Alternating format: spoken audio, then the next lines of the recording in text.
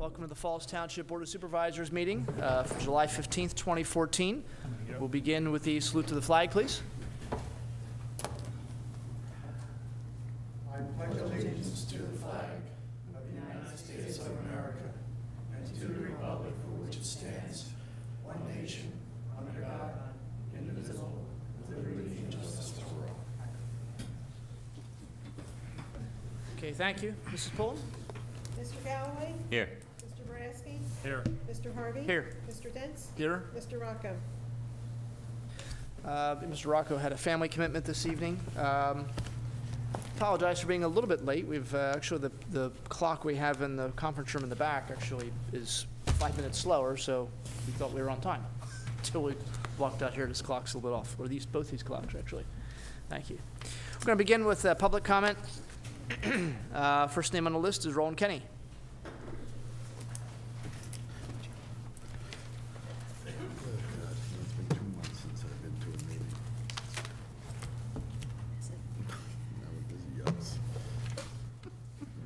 Good evening, ladies and gentlemen. Roland Kenny, Falls Township.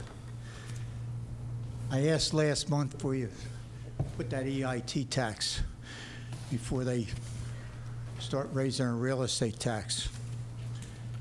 And the next morning I got up, it was in the paper, they're raising it. And I just come here to thank you all five, but Mr. Harvey took that out, took the blame for all of this, because he went to the school board and says they did the right thing. Seniors don't think they did the right thing. I know everybody in this township that works for our township don't think they did it. But you got a lot of seniors out there. Some of them might not be able to make this extra $100. And that's the reason I went in there and tried to get you to do the right thing. And you can still do it. And seniors ask me, what can we do about it? There ain't nothing you can do about it. The only thing one can do about it in November, you get somebody that's going to vote for it, vote them in, but that'll never happen either. But I don't want to start any more trouble than I already started. I gave you a thing there. I saw that, thank you. Good night, God bless you. Thank you. Guido Mariani?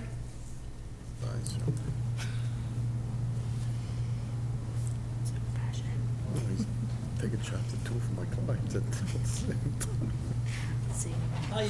I agree with Mr. Kenny concerning our seniors, that the EIT is more acceptable than the property tax, especially to senior citizens, since the tax only applies to income and not to real estate assets or pensions.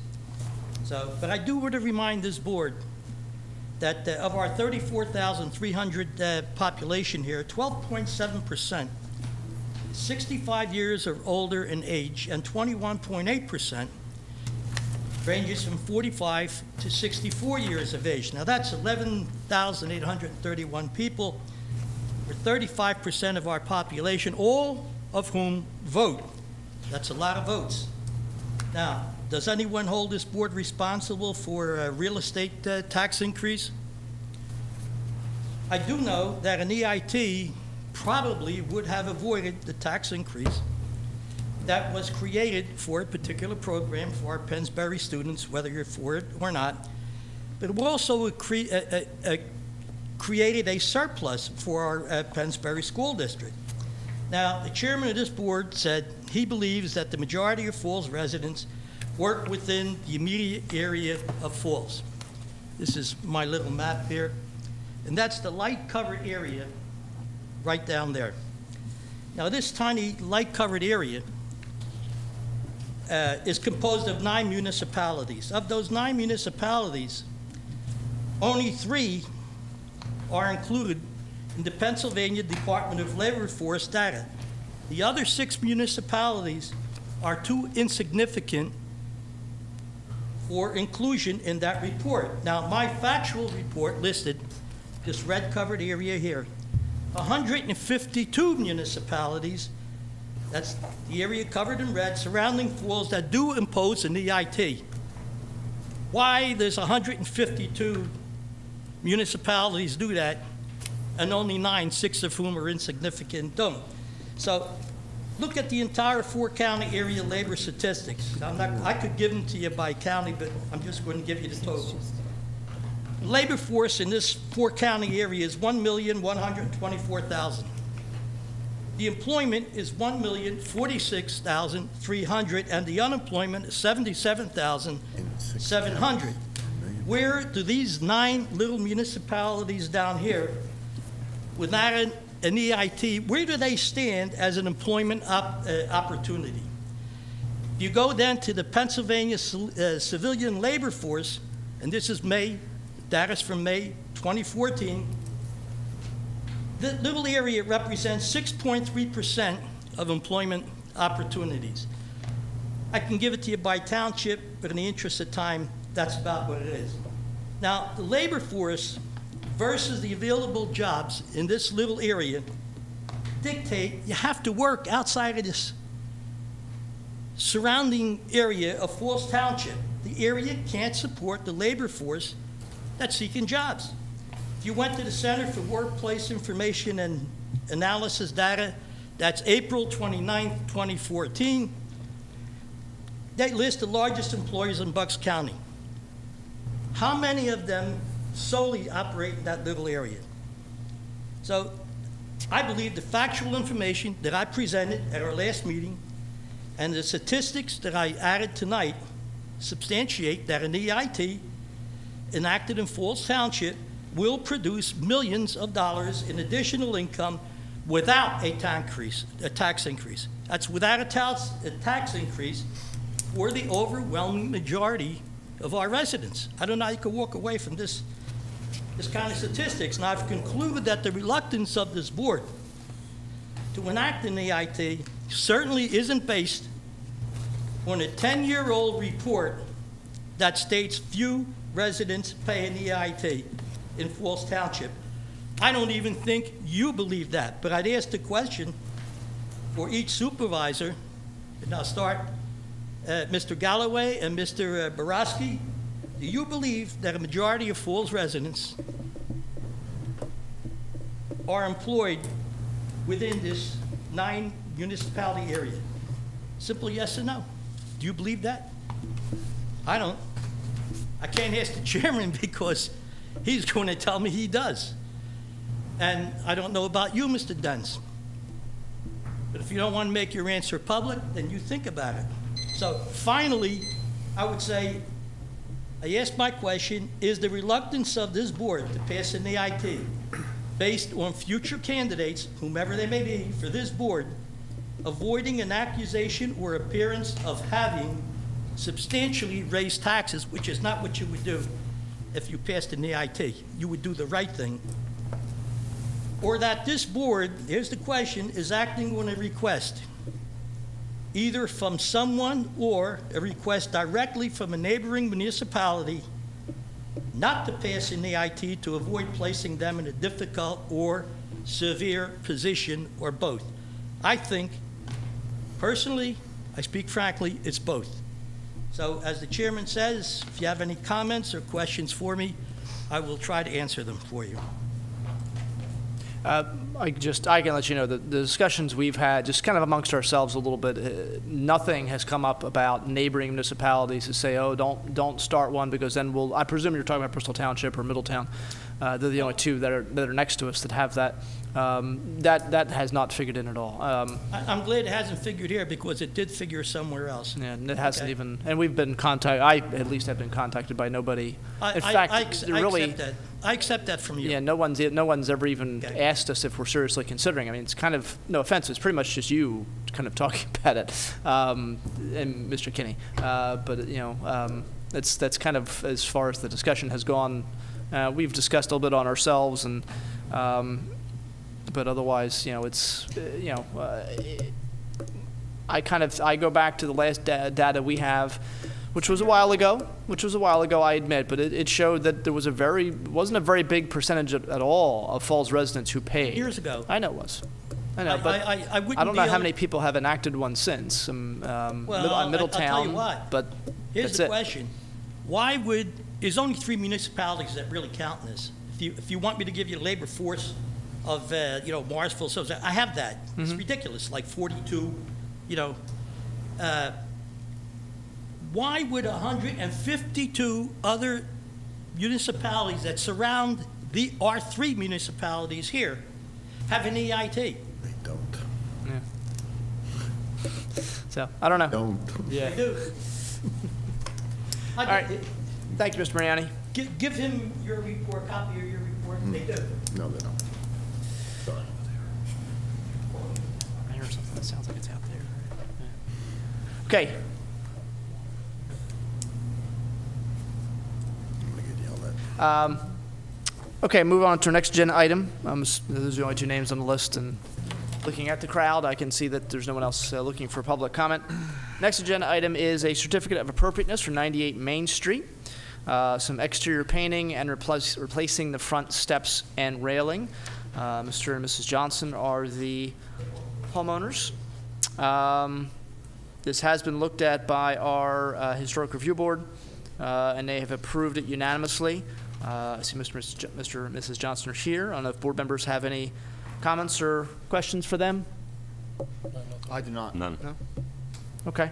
There's no public comment, I imagine. Is there a motion then to approve the certificate of appropriateness for 98 Main Street? So moved. Seconded. All in favor? Aye. Thank you.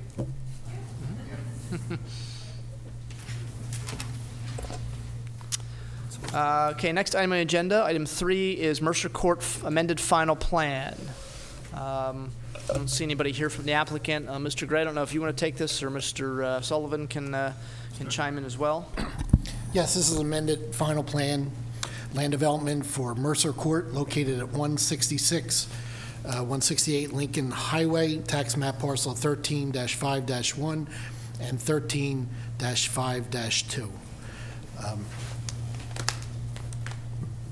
Oh, is that it? That's The the project, the project is that the developer, after looking at their plans, decided they needed 8 more units to be 22 feet wide instead of 20 feet wide. To do that, they had to go to the zoning hearing board and get approval there, and they're here tonight to get amended final plan approval. We have no comments on the plan. Okay. And I think it was just some of the, I know we did meet with them. I talked about doing some adjustments to offer slightly different models here and there among the homes. What was to make it was 2-car garage was part of it? Was that part of it? That's correct. Yeah, I think offering 2-car garages in some of the homes, and instead of just all 1-car garages, that was an effort to also take some cars off the street in their area. This is the development that's happening right next to the Township building. As you said, they went to the zoning hearing just to get a few zoning variances, which they did get. So now they're amending this plan, which we approved. We've already approved, and they've already done quite a bit of work. Comments or questions for Mr. Sullivan regarding the amended final plan? Mr. Galloway? No questions. Mr. Boraski? No. Mr. Dents? None. I don't have any. One hands, motion to open public comment?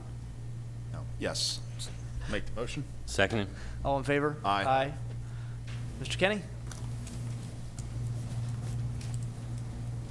Are they going to have a light outside their place there to get out? No.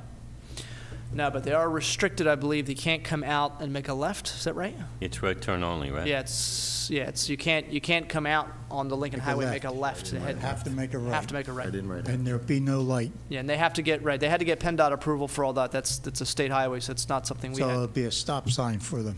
coming out. Yes, right. Okay, thank you. My wife asked me to ask you. Motion to close public comment. So moved. Seconded. All in favor? Aye. Aye. Okay, is there a motion then to He is taking. approve the? Oh, we need a. Yeah, okay. Motion to approve the amended final plan for Mercer Court. Assuming that they won't have a yes. So moved. Second. All in favor? Aye. Okay. All right, item number 4 is consider proposal to provide services for emergency vehicle preemption equipment for West Trenton Road and Pine Grove Road. Mr. Gray? Yes, the township received a letter from Mr. Tom Beach at Remington Vernick Engineers They provided a proposal to modify the existing traffic control signal at the intersection of West Trenton Road and Pine Grove Road to include emergency preemption equipment. The cost of the proposal is an amount not to exceed $3,900. The board is asked to consider this proposal. In addition, tonight, Mr. Tom Beach is here to discuss further. Okay. Before I ask Mr. Beach to come up and just give us a run-through, this is something we have done before. A lot of major intersections in the township. We provide some battery backup, some upgrades, and also the emergency preemption, which will accelerate the changing of the light signals for first responders to go through more safely.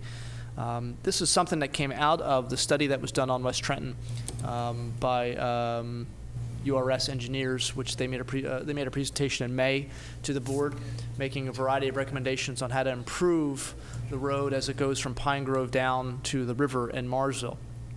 And one of the things that came out of it, in talking with the chief of Falls Township Fire Company, was that this intersection, which is sort of a busy intersection, was one of the last ones in the township, one of the last major ones. In fact, it might be the last major one that has not had emergency preemption.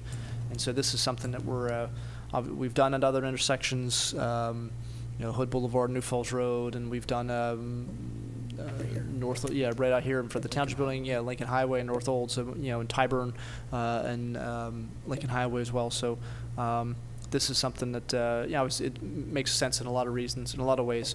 So we'll ask Mr. Beach to come up and just give us an idea of this $3,900, what exactly is being done in this process.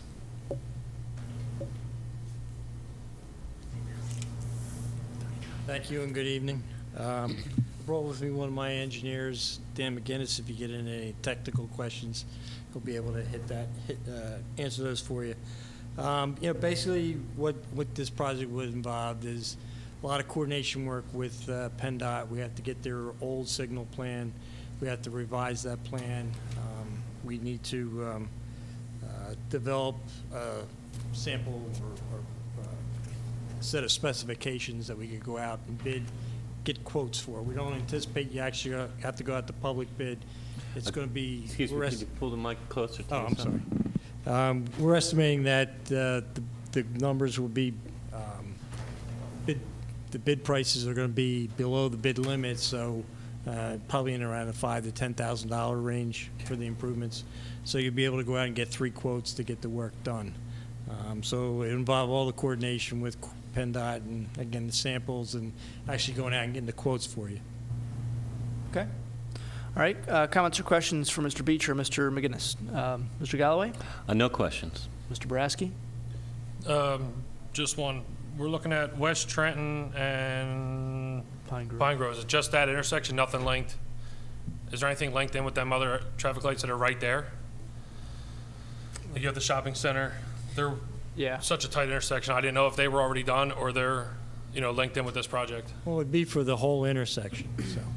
Just at Pine Grove and just at Pine Grove. I don't think the next one down is in Falls Township. Going back. I'm not sure if it might. The next intersection is... Oh, by 7-Eleven, you The mean? next intersection is not. Well, Alden Avenue, he's talking about. There's a couple right in a row right there. Yeah, there is one. Yeah, there was one right next to. Do we have it at Alden Avenue? I don't think there's one at Alden Avenue. So I'm guessing the reasoning when for we this go was out and because we check that's a the lot major. controllers, if we're right there, we can check the other ones just to make sure, see if there's anything, if there's any other ones right there that would be required. So. And I only ask because when you see the ambulance running, you see kind of lights blinking all the way down in a row, turning green, and they're so backed up. There's 3 within 200 yards of each other.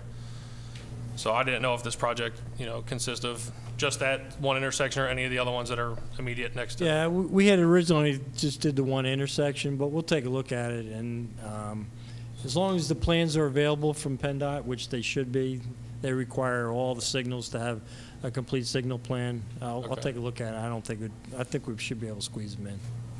Okay.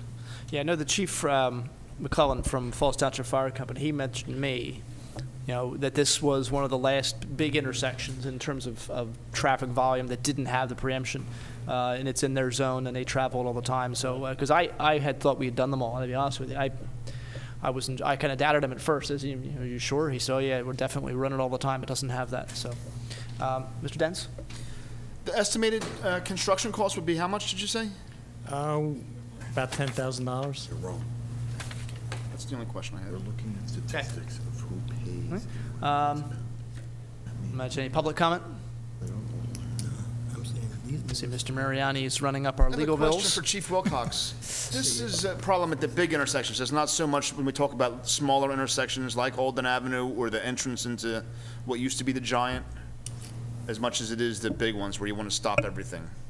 That's correct, but Is that probably in a correct? perfect world, you'd want them at every Everything, traffic yeah. signal, but unfortunately, you can't do that.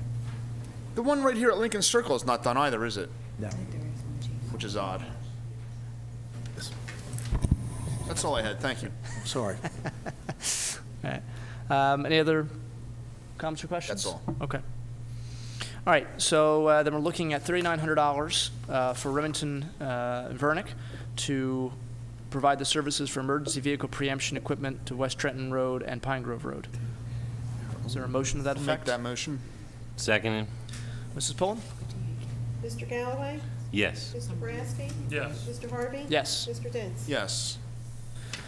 Okay, item 5 is to consider resolution for the hiring of police officer James Zambati. Thank you, gentlemen. And I'm assuming Mr. Gray will be speaking a little bit and then turning it over to the chief? Yes. The board is asked to consider a resolution for the hiring of new officer James Zambati. He would be replacing retired officer Howard Shook. His badge number would be 114, and he'll be sworn in next Monday. The board is asked to consider a resolution to hire police officer James Zambati. Okay. Chief, just to anticipate maybe any questions, is there anything you could tell us just about Mr. Zambati? I'm assuming he's already gone through the academy. Is he already a police officer somewhere? Or? No, he just finished the academy in March with Nick Philippi. In fact, Nick Philippi was the contact we had. We asked him who else did he thought in the academy was, and he had already had an application in, and that's how it started. His brother is a police officer in, not Warminster, but the next township up Warrington. And excellent candidate. I think everybody will be happy with him. And he comes with very good credentials, and he made it through our process, and that's something. Our process isn't easy to get through. Okay. Questions for the chief? The guy in the back. Mr. Galloway?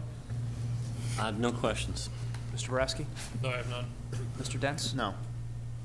Okay, no mentions any public comment. Okay, this will be resolution 1421. All right, and just, I guess, just to go back over standard operating procedure for the police department, he'll be sworn in next Monday. He goes through a probational period for? He'll be sworn in on Monday. He'll start the FTO program, and at the completion of the FTO program, he'll be on probation for 1 year. Okay. And how long is the field training? Field training runs 3 months. Okay. In which case, he's basically partnered with a current officer. He'll be with a field training officer on each shift in the investigative division. He'll learn every aspect of our police department, and he'll be working with 4 different field training officers. Okay. All right. Thank you. All right, so Resolution 1421, hiring James Zambati to the Falls Township Police Department. Is there a motion to approve? I'll make the motion to approve Resolution 14-21. Seconded? All in favor? Aye. Okay.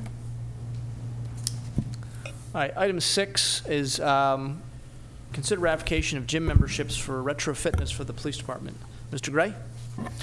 Yes, Retro Fitness has agreed to provide memberships for the township.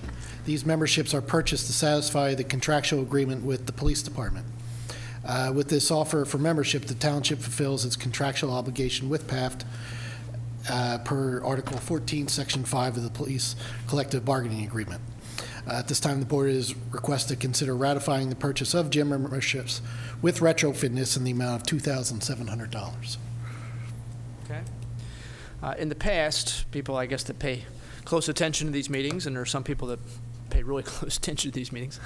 These are always memberships we got at LA Fitness, right here in Falls Township, up off Auction Valley Road, and it was usually $5,000 because we bought 50 memberships. LA Fitness declined to offer that deal to us that they had for 10 years, something? Since 2000. Since 2000. So they declined that, so the direction that Mr. Gray had was to find another gym in Falls Township that would be interested in helping us meet this obligation. Typically, we have police officers who get these gym memberships, and also we would open it up to other township staff if they were interested, and the township would cover the cost. This would just be $2,700, would just be for 27 officers who had indicated they were interested in taking part. And it would not include anything for any other township personnel. I know we had talked amongst ourselves as board members and with Mr. Gray separately just about some of the ideas we had with this moving forward. It was a little bit of a hassle this time because LA Fitness not returning calls and then trying to figure out, where we were going to go next and how do we do this. So I think maybe, I think what we'll do first is, I guess, ratify this purchase of 2,700 or 27 gym memberships for $100 each. And I know that I talked to some board members that are interested in having some discussion about maybe developing a method for doing this in the future that might make it operate a little more smoothly. Is that okay for? That's fine. Right? Yes. Okay. All right. So is there a motion then to approve the agreement with Retro Fitness in the amount of $2,700 for gym memberships? So moved. Seconded. Okay. Mrs. Pullen? Mr. Galloway? Yes. Mr. Boraski? Yes. Mr. Harvey? Yes. Mr. Dents? Yes. So I guess thoughts in terms of maybe how to make this work a little bit better, giving Mr. Gray some direction. Well, in the past, we bought 50 memberships, and we didn't use them all because not all the officers wanted them, and they're the ones that we gave to whoever. I guess, I don't know how we came up with the 27 memberships this time. We just polled how many police officers actually wanted them. Yes. And I guess everybody's happy with Retro Fitness. This is our first year with Retro, so There's a lot of gyms in this town for some reason. So there's a lot of choices. Mm-hmm. I don't know why LA Fitness decided that they don't want to do this anymore. I think it's a bit outrageous that they've done this for so long. And I've sat here and talked about, living here, spending here in Falls Township, and there's a business that doesn't want to support Falls Township. It's not like we're using their product. You'd think they'd want the police to be at their gym working out. So it's a bit over the top, I think, that they don't want us there. But there were 5 other gyms that were more than happy to welcome us. I guess polling, who wants it and who doesn't is the best way to do it. Mm-hmm. And if they don't want it, then that makes it, easier for us.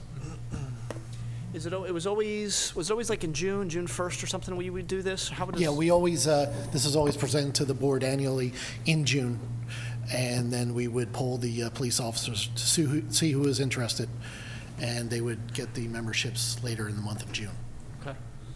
So I guess maybe was it something we'll have to maybe set up a deadline. It'll just be a solid deadline for the future. Maybe by June 1st of every year or whatever, June 15th.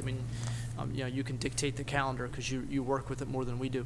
But just an idea of setting a deadline. Police have a window of time to sort of indicate they're interested in a gym membership.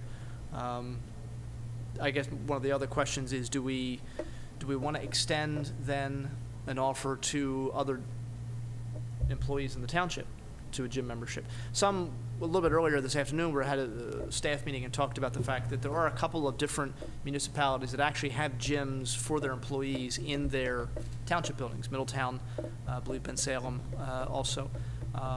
We don't have one here, and we've sort of discussed with the new building, the potential new building, whether or not we were going to have one. And I think for the most part, we're kind of against it. In fact, some of the people in Middletown were telling us that they don't like the idea, they don't like the fact that they have one for a variety of reasons, insurance reasons and other things.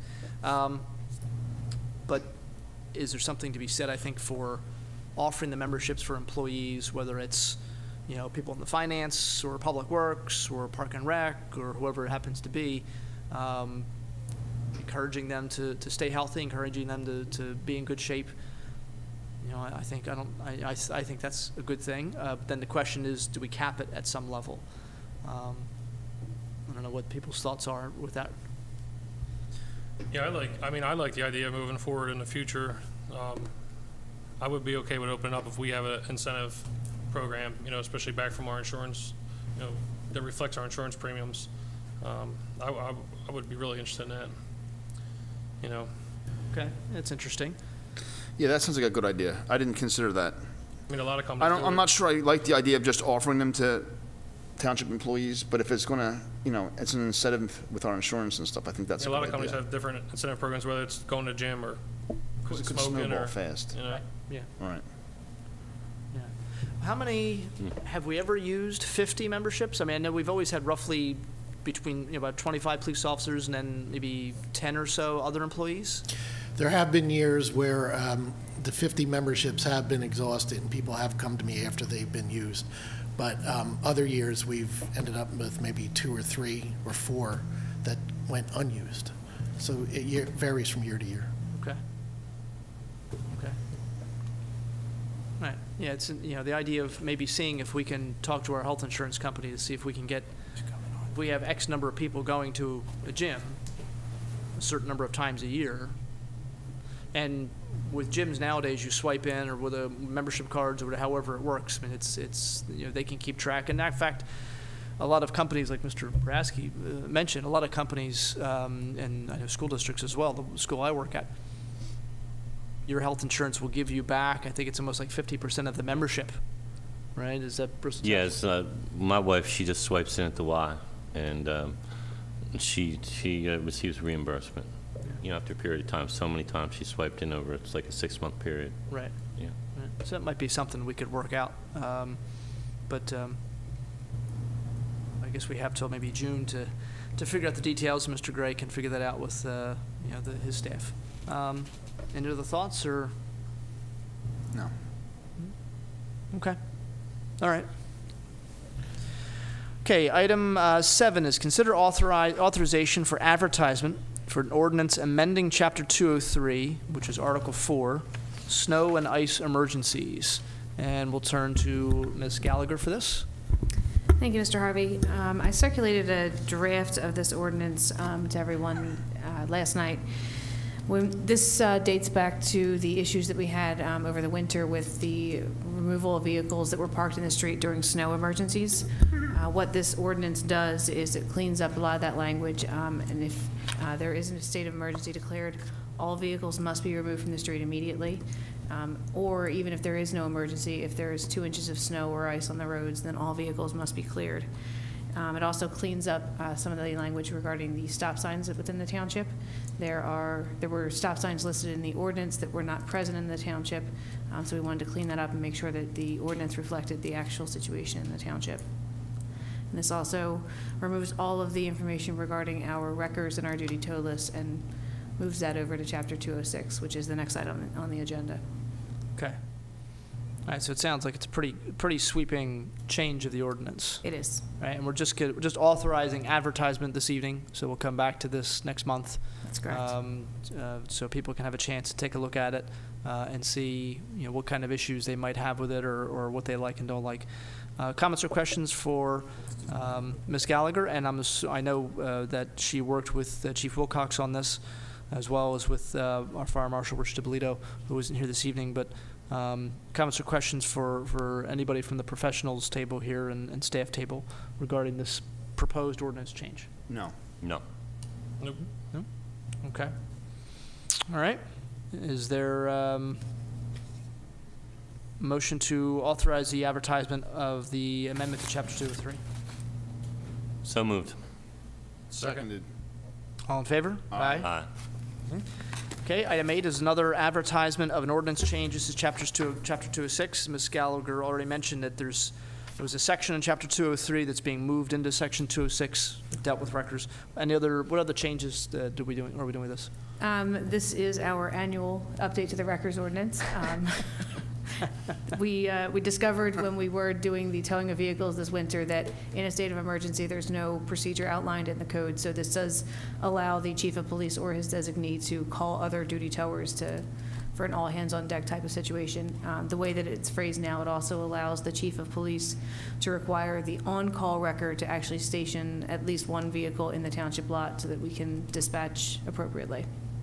Okay. During an emergency. During emergency only, yes. Okay, and requires them to abide by our fee schedule. crazy. Any other questions for Ms. Gallagher? None.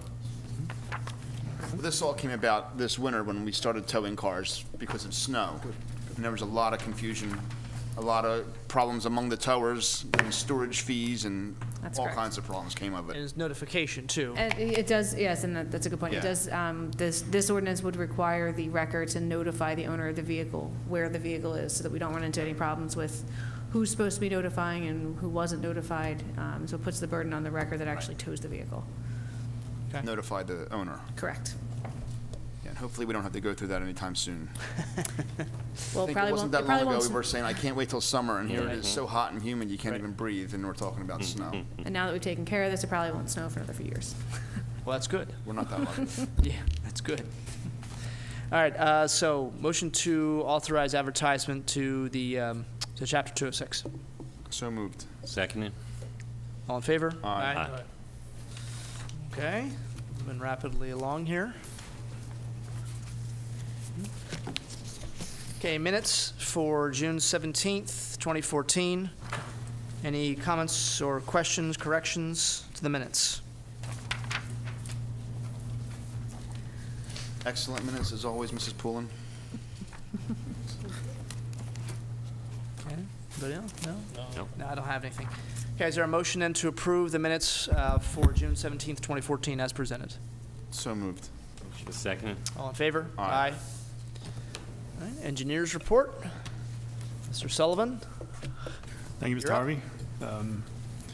Update on the road program. The road bed on Fletcher and Walton Drives is being reconstructed this week, and we expect the base pavement to be completed on this Friday. Can you repeat that? Fletcher and Walton Drives, the roadway is being reconstructed this week, and the base pavement should be completed on Friday. Okay. JDM has recently completed storm sewer installation on Rice Drive and is working on under drain, and they've actually begun major storm sewer installation on Bernard Drive, which is the last drive to be completed this year. Except for the top layer of pavement on roads and driveways, JDM has completed work on floral and hedgerow drives. All concrete work is done along with lawn restorations, and the final layer of pavement will be installed sometime, probably before the end of August. We assume the entire project will be done, basically substantially complete by the end of August. And for, I think, the third month in a row, we now actually have a schedule for relocating the gas main on Makefield Road. We said that last meeting. July 21st, we The have meeting before that. every assurance, again, that July 21st. Meeting before that. I've actually talked to the contractor, not just Pico, but the actual contractor who does the work. And they are to be out there on the 21st of July, which is next Monday. And then JDM will complete the storm sewer work and work on the water main extension that TOFA has approved them to do. And that will complete all work on Makefield Road again. The pile driving for the boat ramp is scheduled to begin on the 28th of July, which is 2 weeks from now. The contractor expects there to be there about 2 to 4 days, and then that will be complete and all the docks will be installed, and both sides of the boat ramp will be open for business. And that's all I seem to have at this time. Okay, comments or questions for Mr. Sullivan? Mr. Dents? Sure. Now, I've talked to Mr. Sullivan at length weekly about the mess that's going on with the road program. Because JDM are a bunch of pigs. They work like animals.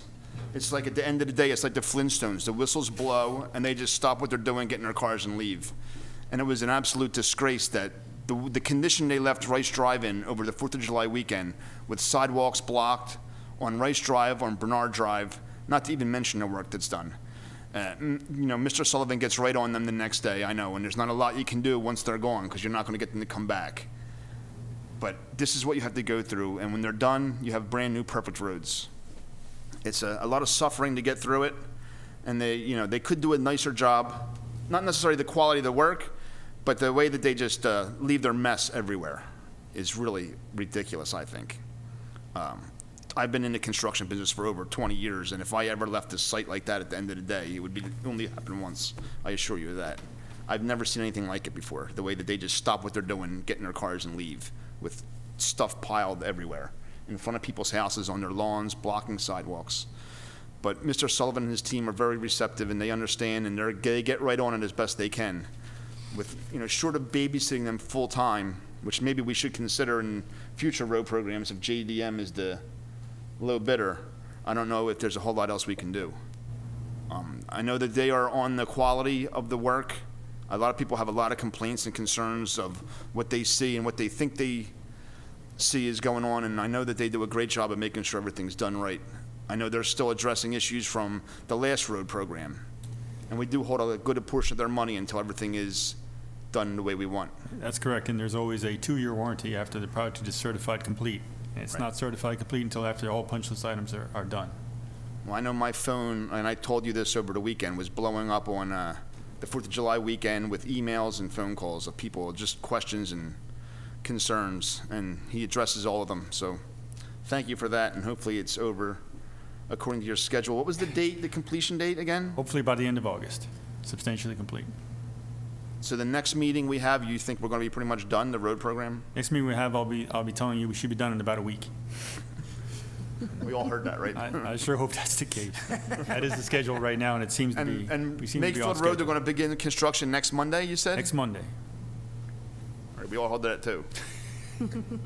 That's all I have. Yeah, and I know that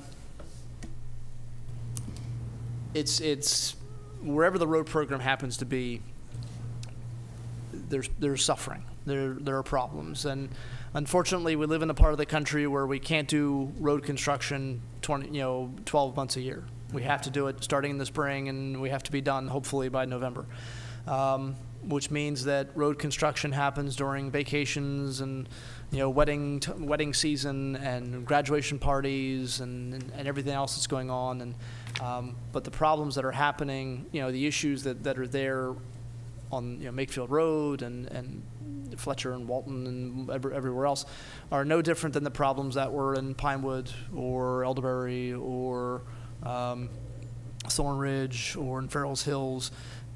And the problems were there while the construction was going on, and then once it was done, was it a pain in the rear end? Yes. But like Mr. Dent said, excuse me, it is it's something that you go through it once, and these are roads that won't have to really be reconstructed again for the next 4 or 5 decades. It is interesting with JDM because they had done work for us before a couple years ago in the Elderberry section. Yes. And the work they did was very good, and I don't remember having this problem before with the sloppiness that Mr. Dents was talking about. So, a lot of people say, well, you shouldn't have brought them back if they did such a horrible job last time. Well, but that's the thing, they didn't do, a bad job last time. And even the quality of the work isn't necessarily a problem, like Mr. Dent said. It's more the sloppiness and kind of the careless attitude of leaving people's properties in bad ways. So, other comments or questions for Mr. Sullivan? I have nothing to say. I'm going to add that Mr. Sullivan does give us an update every couple of weeks, and it has been updated on the website. So if you want to see where we stand and what's going to be happening next, it is on the website. And that's it. I'm sorry. Did you have anything? No, I'm good. Okay. Mr. Galloway? None. All right, so is there a motion then to approve of or accept the engineer's report dated July 11th, 2014? So moved. Seconded. All in favor? Aye. Aye. Okay, bill list is the next item on the agenda. Bills this month, $2,494,239.28. Of that, about $250,000 is for health insurance, a little under $1 million in payroll, and obviously, again, the road program takes up a sizable chunk of what's going on here. $136,000. There's workers' compensation insurance for $100,000, and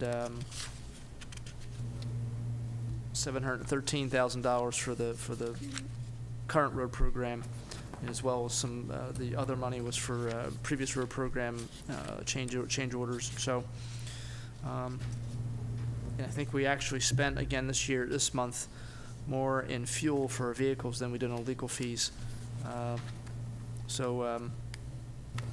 Comments or questions regarding the bill list for Mr. Gray? Mr. Galway? No questions. Mr. Boraski? Nothing. Mr. Dents? No. Okay. All right, is there a motion then to pay the bills July 15th, 2014, $2,494,239.28? So moved. Seconded. Mrs. Pullen? Mr. Callaway? Yes. Mr. Boraski? Yes. Mr. Harvey? Yes. Mr. Dents? Yes. Okay, we do not have an executive session this evening. Manager comment, Mr. Gray? Yes, thank you. Board is asked to consider adopting a cafeteria plan for Falls Township.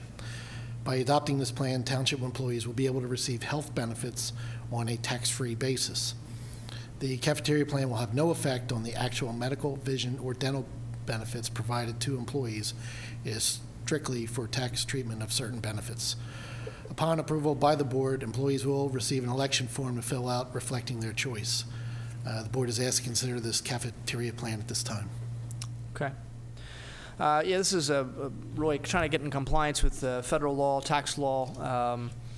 Essentially, you have to make employees aware every year of exactly what options are available to them in terms of health insurance, allow them to select, and then once they do that, then they're in that plan with that selection for the year.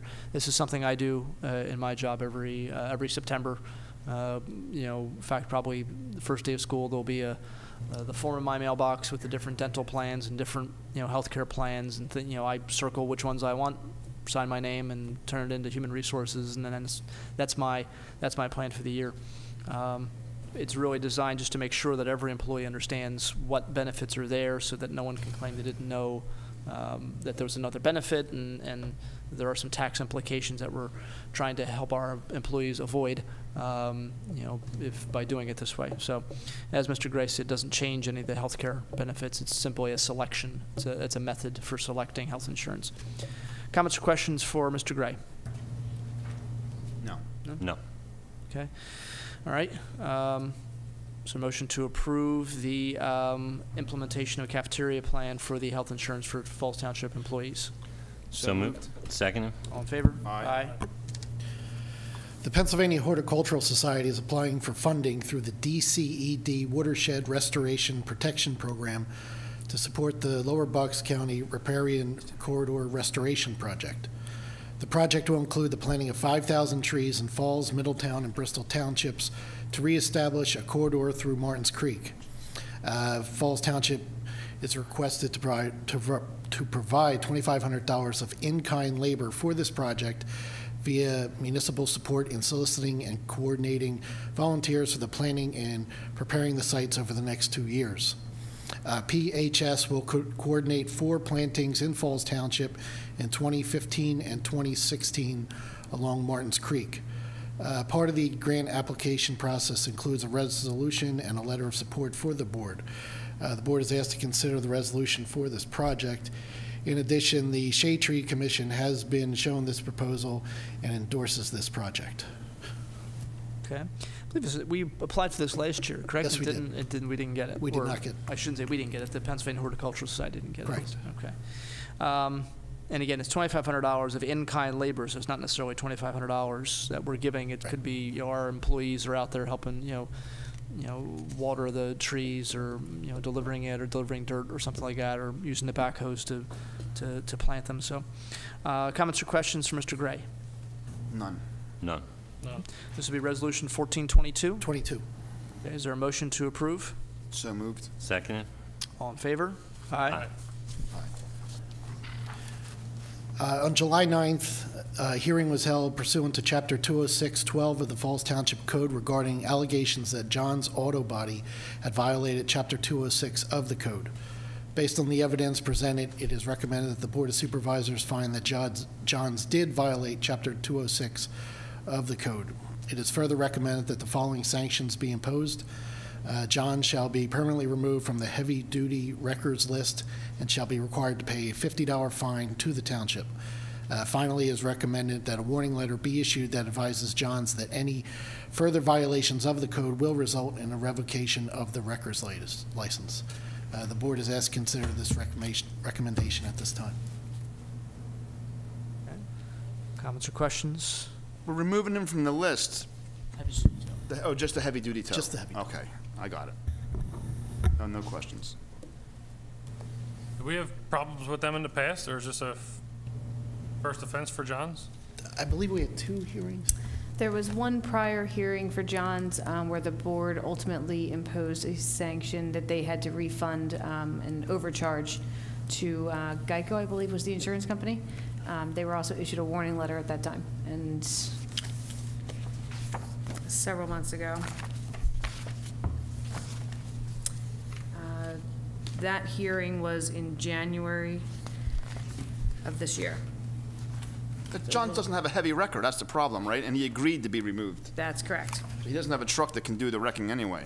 That's correct. The violation was in regards to the subcontracting that is prohibited in the ordinance. It is not permitted in the ordinance, right? And Correct. heavy-duty tow is simply for heavy vehicles. You know, a tractor trailer breaks down, you can't just call a regular, tow truck operator. You have to call somebody who can do heavy-duty tow. It's a separate list. Right. So we have a separate list for that. There are police used through the 911 system. They can go through Doylestown, and whoever's on duty at that time, it's their day on the rotation to be the heavy-duty tower. They get called. So, any other questions? Have we removed anybody totally from the records list at all? Not to my knowledge. What's that? Not to my knowledge.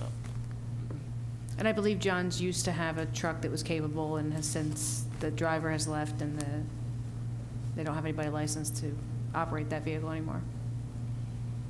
That's all I have. Okay. Mr. Galloway? None. Okay. All right, so is there a motion then to approve of the manager's recommendations for Johns? Yes, so moved. Seconded? All in favor? Aye. On May 21st, a hearing was held pursuant to Chapter 206-12 of the Falls Township Code regarding allegations that outlaw towing had violated Chapter 6 of the code. Based on the evidence presented and my assessment of the credibility of the various witnesses that testified at the hearing, it is recommended the Board of Supervisors find that outlaw towing did violate Chapter 206 of the Township Code, and further that Knight's Collision failed to remit payment of a fine assessed for prior violations of the Township Code. It is further recommended that the following sanction be imposed. Outlaw towing and/or Knight's Collision shall be suspended from the Township's duty tow list for 30 days and shall be required to pay a $500 fine to the Township. Finally, it is recommended that a warning letter be issued that advises Outlaw Towing and Knight's Collision that the duty tow license will not be restored unless and until all fines are paid in full, and that any future violations of the code will result in a revocation of the wrecker's license. Okay. Explain again what he did now? What are we doing this for? He didn't pay the fine from the last time? Is that what it is? He did not pay the fine from the last time around, and there were several more no-shows and late appearances. How much was the fine? Previously, it was $200. The recommendation for this evening is $500. Per our code, it can go up to $1,000. Is it his interest to remain on the towers list? Does anybody know that? He would like to remain on the towers list. Outlaw towing, I believe, is located within Falls. Just confused why he didn't pay the $200. He indicated at the hearing that the $200 fine was assessed against Knight's Collision, which is owned by the same gentleman. He indicated that he believed that he was allowed to remove Knight's from the tow list voluntarily and avoid paying the fine, which was not what the board had decided last time around. He indicated at the hearing that he would pay the $200 as a sign of good faith. As of today, that fine has still not been paid. So he's suspended for 30 days. If we approve this, suspended for 30 days from the towers. And we have 8 wreckers on the, is it how many? This is the regular duty. I believe there are 8 or 9, yes. Okay. So he's gonna miss, 3, maybe 4, Correct. calls, at minimum probably. Correct. Okay. All right. And then the recommendation is he doesn't get back on the list until Until he both the pays it. $200 and the $500 are paid. So it's 700 total. Correct. Okay. Okay. So even if he pays tomorrow, he's still suspended for 30 days? That's the recommendation. For not paying the first time. And for the no-shows and And late for appearances. Scheduling hearings and not At what showing point up. do we just buy a tow truck ourselves and get rid of all these towers? What are the options? There have been discussions. I mean, can we subcontract out to one company to do all our towing and not have to deal with a tower list any longer? That is an option? It Would have to be somebody it's big. it's something that's under discussion right now, and Yeah, it we're would have to be. looking into options. Yeah. I guess buying our own tow truck, because then you need a place to store all the cars you're towing anyway. There's a large volume of vehicles that are towed in this township on a monthly basis. Any idea how many? I don't. I can certainly ask the police department to look into it. Everybody's looking back in the corner and getting a blank stare back, so we won't put anybody on the Lieutenant spot. Airy is the lead lieutenant that handles most of this. He would be in a better position to answer. Okay. All right, but back to outlaw towing. So we're going to fine the guy $500 for not paying the $200 fine and suspend him for 30 days regardless of what happens with the $500, $700. That's the recommendation. Ultimately, it's up to, He's got additional violations, not just not paying the first fine. yeah, the violations are not paying the fine as well as the continued lateness and no-shows. And per the code, the board can go up to 60 days and up to $1,000. Oh, so late and no-shows for There's when he additional gets ones. called. Yeah, there were Oh, I several. missed that part. Yeah, there were, I apologize. There were several different dates. January 27th, February 5th, and February 14th. 3. Yeah. Okay. Any other questions for Ms. Gallagher? No. Is he under suspension now from, He is not. okay. It has not been the township's policy to administratively suspend any of the towers absent extraordinary circumstances until it comes in front of the board. Okay. All right, is there a motion, if no more questions, is there a motion to approve of the manager's recommendation for outlaw towing / night collision? So moved. Seconding. All in favor? Aye. Next item I have, Township received a letter from Alan Toadvine dated June 24th regarding a waiver of land development for Puss in Boots Tavern, requesting an extension on this project until September 26, 2014. The board is asked to consider this extension. Okay, comments or questions? No. Okay, is there a motion to grant the extension to September 26th? So moved. Seconding. All in favor? Aye. Township also received a letter from Tom Hecker dated July 1st regarding new Seaview Lubricycle, requesting the extension of time on that project until October 15th, 2014. The board is asked to consider this extension. Okay, motion to extend for New Seaview Lubricycle to October 15th. So moved. Seconding. All in favor? Aye. Next item, the Township received a letter from Mr. Sullivan at T&M dated July 8th regarding escrow release number 4 for Mercer Court in the amount of $123,765.21. The board is asked to consider this escrow release. Okay. Again, this is the project right next to the Township building with the new townhomes that are going in. Is there or any comments or questions regarding the escrow release? No. No. Is there a motion to approve escrow release number 4, Mercer Court, $123,765.21? So moved. Seconded. Mrs. Pullen? Mr. Galloway? Yes. Mr. Boraski? Yes. Mr. Harvey? Yes. Mr. Dent? Yes. And the only other comment I have tonight is Mercer Court Mylars are ready for signature. And that's all I have. Thank you, Mr. Chairman. Okay. All right, up to board comment. Mr. Dents, we'll start with you. Sure. Past couple of weeks, we've been having a lot of storms again, and a lot of people losing power throughout the township again. This was a problem back in the winter. It seems to be in certain neighborhoods a problem every time the wind blows. Fire Marshal Rich DiPolito has been in contact with PECO, asking them to come and have a meeting and explain to the residents that are affected by these power outages their long-term plan for the infrastructure in Falls Township. They wanted to do it sometime in July, and now they're pushing us off till sometime in August, they say. I just wanted to be clear that we are trying to get something from PICO. I don't know what's going to come of it, but at least they can come here and publicly explain to us, you know, why it's so bad, especially in Thornridge. Thornridge gets hit hard every time the wind blows, every time it rains. The power's out over there. It's not just Thornridge, but they seem to get it the worst. But we are actively working with PICO, trying to get them to come in and meet with us. Again, I don't know if anything is going to come of it, but we can at least put them on the spot and let them tell us to our faces that they're not going to do anything about the infrastructure they've been ignoring for so long.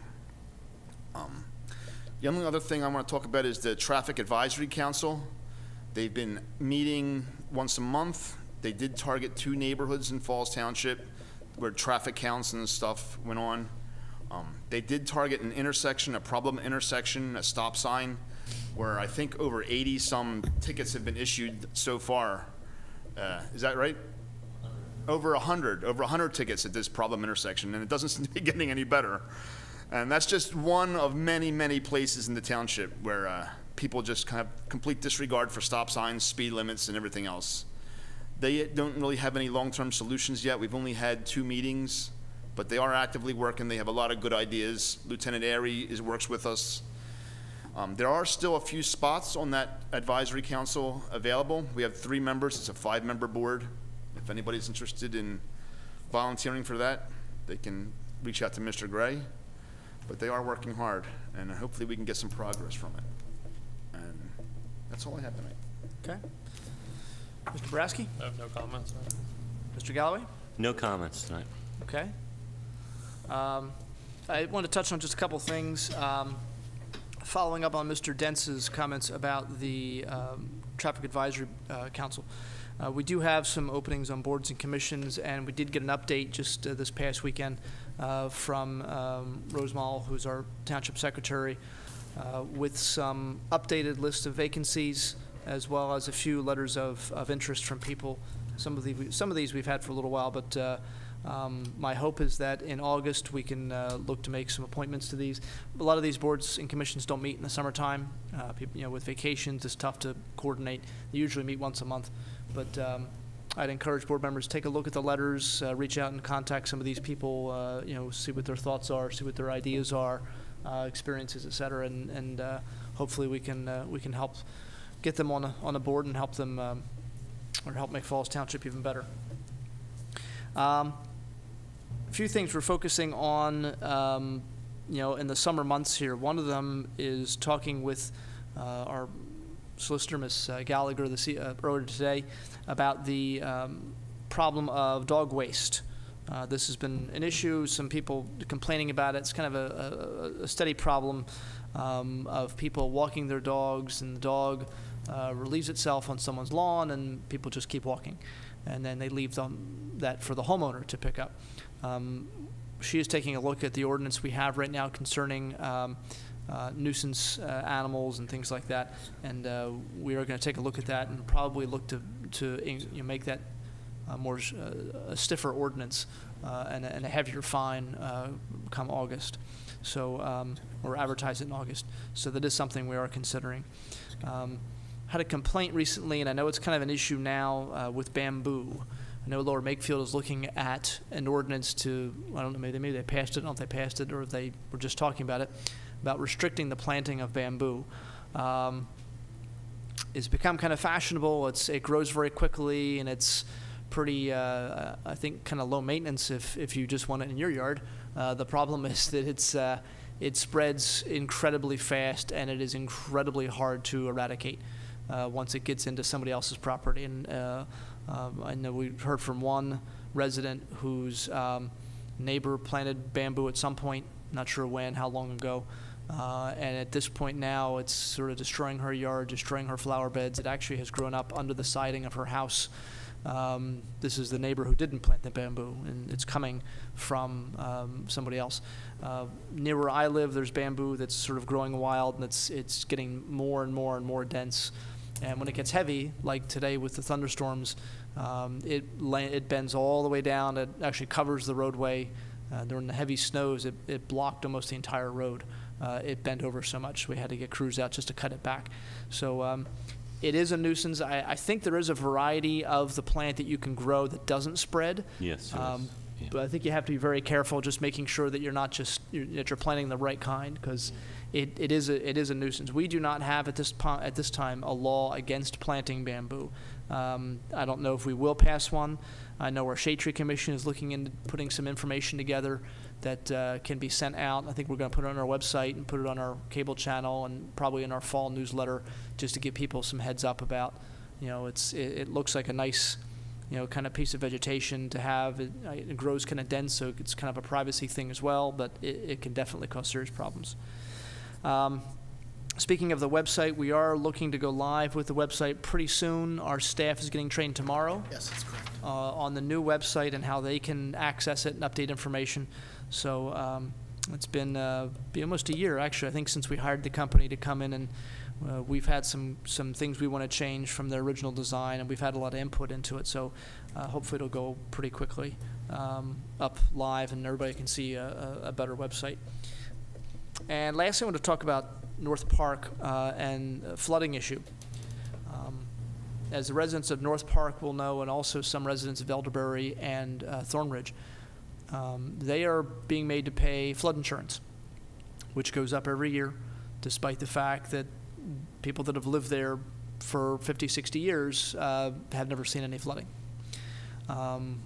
We've been talking a long time now, probably 4 or 5 years, with FEMA to try and get them to change the maps they use. We think the maps are outdated. We think that they're inaccurate, that they're considering properties to be in a flood zone when they're not. There was a meeting here in this room 4 years ago hosted by then Congressman Murphy, that involved people from FEMA, Pennsylvania Emergency Management, Army Corps of Engineers, all discussing ways to try and rectify the situation. We did have a very good meeting a few weeks ago with the representative from FEMA, who has told us that the maps, particularly for North Park, are going to be changing. He hopes he is going to announce in September, or FEMA will announce in September, new maps, which will take, Mr. Sullivan, was it all of North Park out of it, or was it? Yes, all of North Park will be out of the 100-year floodplain. Yeah, it'll be only in the 500-year floodplain, which That's is not, correct. That doesn't really count against insurance. So that should be very good news. Now, announcing the maps in September, there's a 6-month waiting period till they go official. So after a lot of hard work, we're hoping that the residents in North Park that are having problems with flood insurance, will be out of that problem come March. Now, one of the catches to this is that it is not FEMA's job to tell your bank that you're not in the floodplain anymore. In fact, FEMA doesn't even tell you as the homeowner. They tell us, and then we're responsible for notifying everybody. And even still, you're the one who's going to have to go to your bank and show that you're no longer in the floodplain, and hope that they take that seriously, and then stop making you pay flood insurance. We are working on the other areas. We're working in the same process with Elderberry, a little bit of Thornridge. We're trying to get those maps changed as well. I can't promise how quickly it's going to change. Hopefully it doesn't take another 4 years. But we are looking to do that. And for residents of Falls, you can or you can actually apply for what's called a LOMA, and I wrote down the acronym, and I don't remember what it stands for now. Letter of Map Amendment. Letter of Map Amendment, thank you, Mr. Sullivan, where if you can get a surveyor to come out and survey your property, and we've had some residents go together, a few of them go together and they share the cost, and the surveyor will cut back some of the cost, and if they can certify that your property is above a certain level of elevation, then you'll be out of the floodplain, and quite a few people have done that already, so that's still an option to do that. So. But it is something we're working on. Hopefully we're seeing some success. I mean, fingers crossed that what they're telling us will actually happen. So that's all I had. And I want to thank everybody for a good meeting. And I'll entertain a motion to adjourn at 8:14. So moved. Second. All in favor? Aye. Thank you.